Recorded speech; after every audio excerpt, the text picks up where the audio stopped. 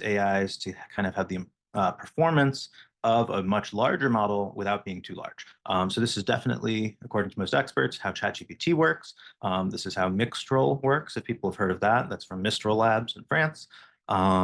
It's probably how Claude works as well, and it's probably how Google Gemini works as well. But people mostly have speculated about it for ChatGPT. And as far as I'm aware, no companies are currently saying, like, we definitely use mixture of experts. Yeah, so Robert's asking in chat, how is Perplexity different? So good question. So I use Perplexity as well. That's probably one of my favorite, I'll call it an AIs to use. So what Perplexity does is it puts what's called an interpolation or interpretation layer between you and ChatGPT. So it will then say things like, please add in Markdown citations and references, because that's what Perplexity is known for. Checking chat.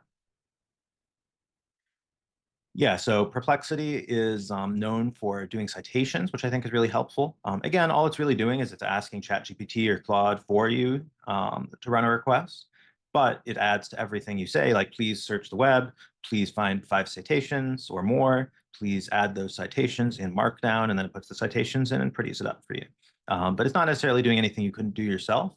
I suppose that's kind of their secret sauce, right? They think that they have, like a really advanced way of instructing ChatGPT. But things like Perplexity or other similar models like that, U.com is another one. Abacus Chat LLM is another one that I know of. These are all using the basic models and then just adding some secret sauce to it. So RAG is another important advancement in AI. This is Retrieval-Augmented Generation. So in Retrieval-Augmented Generation, like it sounds, you're augmenting your generation with a retrieval. So Perplexity would be an example of that, right? Asking for citations to some extent. Typically, when we talk about RAG, we're more talking about an AI that's specifically attached to a document. So this would be like if you use a software like Ask My PDF, or if you upload a PDF to Perplexity or ChatGPT or Claude or whichever service you prefer, Google, whatever, and then ask questions about that document. This is helpful for reducing hallucinations. So hallucinations are definitely a problem in AI. This is where AI, just like that dog in the picture, AI is like puppy. It really wants to please you, but sometimes it makes stuff up. And when it's tripping over itself because it doesn't really know how to answer a question accurately, so it hallucinates. It makes things up that are not true.